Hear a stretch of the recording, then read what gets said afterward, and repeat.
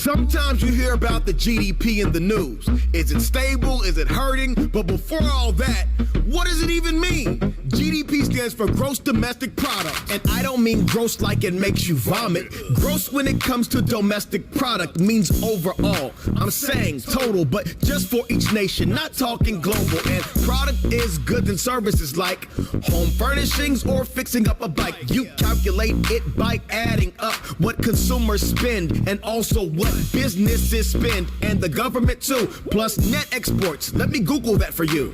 Exports minus imports equals the net. It covers what's shipped to and from the U.S. GDP is measured yearly and quarterly. It's math, fam. You gotta keep it orderly, and you need to know it's a critical figure. Is the GDP getting smaller or bigger? It indicates the health of the economy. Has it been chowing down on fries or straight broccoli? When it comes to GDP, there are two types. Nominal means it's at the current price, but prices change, so that's not quite right. Real GDP is more accurate. Here's why. It takes inflation into account. Click on these lyrics to know what that's about. Lastly, let's cover GDP per capita to make it clear.